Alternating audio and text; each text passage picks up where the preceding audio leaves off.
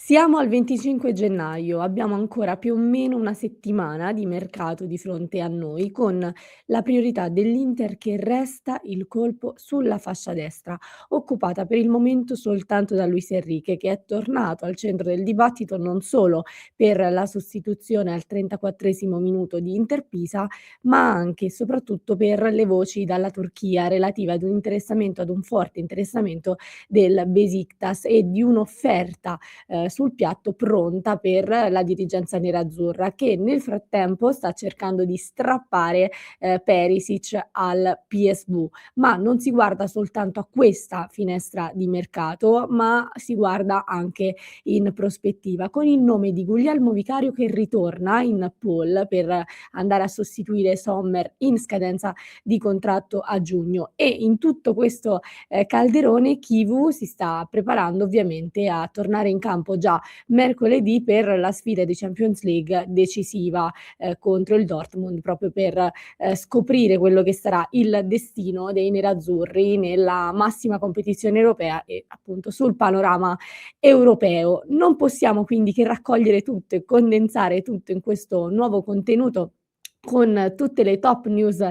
del momento in casa Inter. E allora ben ritrovati amiche e amici nerazzurri, ben ritrovati anche oggi. Buona domenica ovviamente a tutti voi. Io vi invito come sempre a lasciare un mi piace a questo contenuto, ad iscrivervi al canale di Passione Inter e poi vi aspettiamo nel nostro club di Passione Inter con tanti interisti e tanti nerazzurri da tutto il mondo. Stiamo volando verso i 100.000 iscritti, un traguardo bellissimo da condividere insieme a voi e quindi speriamo che possa arrivare insomma il prima possibile per festeggiarlo insieme, come i tanti traguardi che stiamo raggiungendo grazie al vostro supporto qui su Passione Inter. Allora, oggi voglio partire dalla fine, in realtà in questo contenuto, perché è una domenica di riposo in realtà per l'Inter, che per scelta di Chivu non si allenerà per 2 giorni consecutivi in vista della trasferta di Dortmund. Una pausa che serve sicuramente per ricaricare le energie, appunto anche dopo, diciamo, una settimana impegnativa, dopo una partita, roboante ma comunque impegnativa contro il Pisa e appunto in prospettiva guardando a appunto a una trasferta molto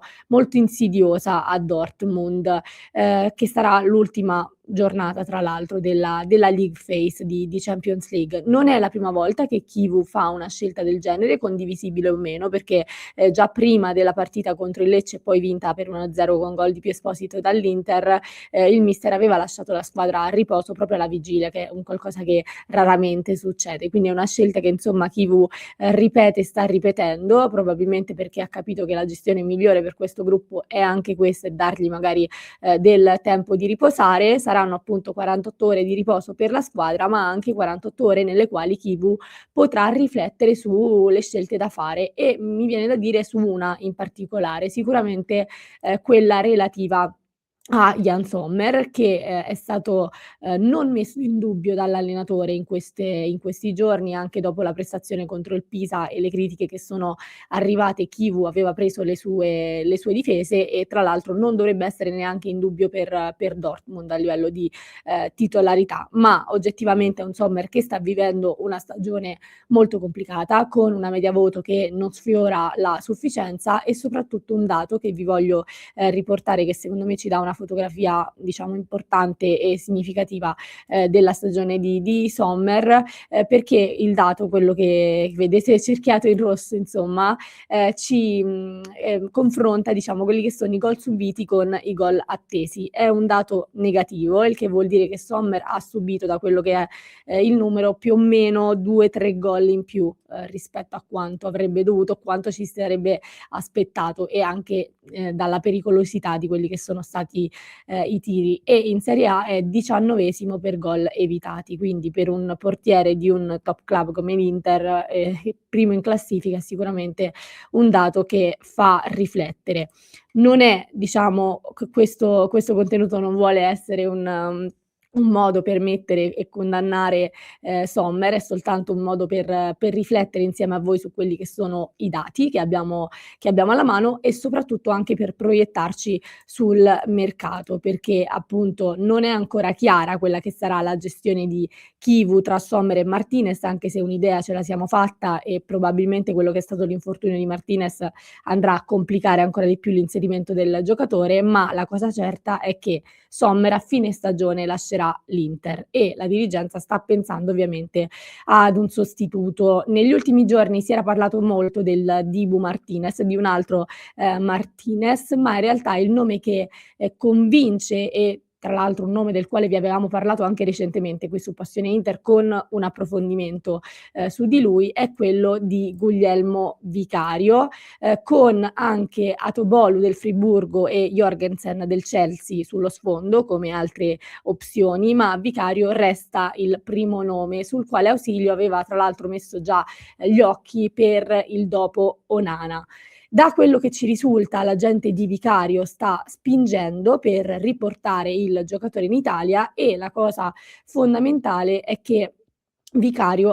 sembra aver aperto alla possibilità di arrivare all'Inter. Quindi diciamo che da parte della gente, da parte del giocatore c'è sicuramente una volontà e un'apertura, da parte dell'Inter stessa c'è un interessamento e probabilmente, come ho detto prima, anche un po' quell'amaro in bocca magari per non essere riuscita a prenderla quando si voleva con Ausilio che appunto aveva messo gli occhi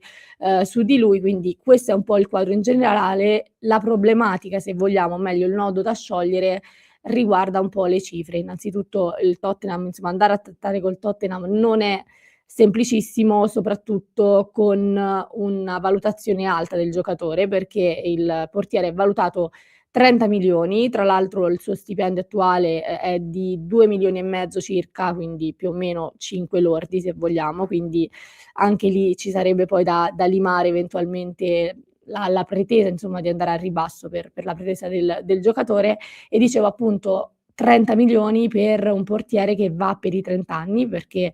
Vicario è un classe 96, quindi il calcolo è abbastanza semplice e appunto portiere che va per i 30 anni, 30 milioni di investimento, onestamente non so se è la cifra, per la quale l'Inter insomma potrebbe spingersi, ecco, è il grande nodo, da sciogliere è questo. Però, come dicevo, la volontà sicuramente da parte del giocatore di tornare in Italia c'è e anche un forte interessamento da parte dell'Inter. Quindi quello che ci viene, da pensare è che questo possa essere il nome per, il futuro e per la porta del futuro nerazzurra, con un Josep Martinez che comunque ancora è presente, sta vivendo anche lui una stagione molto particolare, bisognerà capire quella che sarà la gestione e l'intenzione, ma appunto da quello che ci risulta comunque l'Inter si sta muovendo e sta cercando di muoversi per andare ad individuare, scusate, quello che potrebbe diventare poi il sostituto effettivo di Jan Sommer. Dicevo, una questione relativa all'età, quella per Vicario e non tanto all'età quanto all'età in proporzione all'investimento che dovrebbe essere fatto e a proposito di età non posso che parlare di Perisic perché appunto il dato anagrafico forse è l'unico che, fa venire dubbi a qualcuno sul possibile ritorno in nerazzurro, del giocatore. In questo momento il discorso Perisic si va tra l'altro ad intrecciare direttamente con la situazione di Luis Enrique. Quindi prima di arrivare a Perisic, piccola parentesi doverosa su Enrique perché appunto secondo quelle che sono fonti turche, il Besiktas, come vi dicevo in apertura, avrebbe addirittura presentato già un'offerta ufficiale all'Inter per il giocatore. L'offerta sarebbe appunto relativa ad un'operazione in prestito con diritto di riscatto. L'Inter in realtà già, se vi ricordate, qualche settimana fa noi, ve ne avevamo parlato di questa situazione con l'Inter che aveva, di fatto chiuso ad una possibile cessione, ecco, del giocatore. Oggi si riparla praticamente della stessa dinamica e più o meno anche della stessa offerta, perché ricordo appunto che si era parlato anche lì di, un prestito con diritto di riscatto, ma, appunto l'Inter sembra sempre orientata a non volersi privare in questo momento del giocatore anche perché, se posso aggiungere questo dettaglio, Luis Enrique di fatto ora è l'unico disponibile sulla corsia di destra, senza considerare i giocatori adattati e senza considerare Matteo Darmian. Quindi questo secondo me va preso assolutamente in considerazione e tra l'altro, come dicevo anche ieri in live, per l'Inter andare a cedere in questo momento Luis Enrique sarebbe anche, diciamo, un'ammissione di colpa, cioè, praticamente affermare che si è fatto un errore sul colpo Luis Enrique. Quindi vedo un po' la situazione in uscita di Enrique complicata, poi se dovesse arrivare veramente un'offerta e l'Inter dovesse arrivare, queste sono voci turche, quindi magari l'offerta è già stata presentata sul tavolo della dirigenza, ma se l'Inter dovesse appunto decidere di cederlo, mi auguro che lo faccia nel momento in cui c'è già un'alternativa o comunque ci si è già coperti le spalle, perché in questo momento già la situazione è molto, molto delicata e quindi potrebbe dipendere in realtà anche appunto da un eventuale arrivo e ritorno di Ivan Perisic all'Inter. Perisic che ieri è partito dalla panchina nella sfida tra PSV e NAC Breda, terminata, scusate la pronuncia, non so se l'ho pronunciato bene, mi auguro di sì, terminata poi 2-2 con Perisic che appunto è entrato nell'ultima mezz'ora di gara. Inizialmente la non titolarità era stata collegata ad un indizio di mercato, ma il tecnico del PSV nel post partita ha detto: "Ivan ha quasi 37 anni, giochiamo tante partite in poco tempo, c'è un breve periodo tra il Newcastle, che è la partita che hanno giocato precedentemente, e questa partita, abbiamo anche dovuto viaggiare, mi piacerebbe averlo con me, ma preferibilmente per un periodo più lungo". Quindi in realtà con questa dichiarazione nello specifico il tecnico non ha accennato, o meglio se vogliamo anche un po' chiuso alla parentesi mercato, che però sembra dipendere in realtà solo ed esclusivamente dal futuro e dal destino del PSV, soprattutto in Champions League. PSV che sarà impegnato mercoledì, anche loro insomma saranno impegnati mercoledì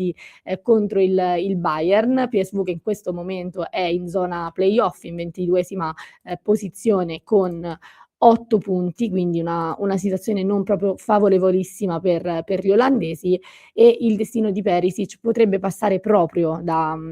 un'eventuale qualificazione, un eventuale insomma proseguo del percorso in Champions League del PSV. Perisic che da quello che ci risulta ha aperto anche lui alla possibilità di tornare all'Inter, l'Inter che ha chiaramente insomma dimostrato di volerlo riportare in nerazzurro, magari anche con una soluzione più lunga rispetto ai semplici 6 mesi di cui si era parlato, ma molto dovrebbe passare appunto dal rendimento del PSV in Champions League che se dovesse andare avanti difficilmente insomma si vorrà privare di un giocatore insomma chiave in questa stagione che nonostante l'età, visto che parlavamo di età, in realtà ha dei numeri buonissimi e si sta ancora dimostrando insomma principale e fondamentale per questa formazione. Quindi vari intrecci di mercato con questi ultimi giorni che, come dicevo in apertura, saranno molto densi. L'Inter in estate l'ultimo colpo l'ha fatto proprio nell'ultima giornata di mercato con l'arrivo di Akanji e il prestito di Pavard. Secondo me questi saranno i giorni un po' più caldi, ecco, nei quali dovremo aspettarci e potremmo aspettarci qualche movimento in più, con Palacios che tra l'altro nel mentre si è diretto in Argentina all'Estudiantes in prestito, quindi piccola parentesi doverosa da aggiungere, giocatore che non ha trovato spazio all'Inter, insomma. A proposito di colpi sbagliati, ecco forse Palacios può rientrare un po' in quella categoria lì. Io vi aspetto nei commenti perché voglio sapere insomma anche la vostra su questi ultimi giorni di mercato, se vi sentite insomma che l'Inter possa effettivamente andare ad intervenire e la domanda che vi pongo, che ho posto anche ieri in live e che mi interessa molto sapere insomma la vostra risposta è se cedereste Luis Enrique allo stato attuale delle cose, quindi considerando che in questo momento non è arrivato nessuno, considerando che c'è un'emergenza sulla corsia di destra e considerando che comunque Luis Enrique, per quanto se ne parli, insomma è un giocatore che in queste settimane nelle quali lo abbiamo visto tanto, lo abbiamo visto fare degli errori, ma anche prendere spesso 6 in pagella, quindi comunque tenersi sulla sufficienza. Ecco, vi chiedo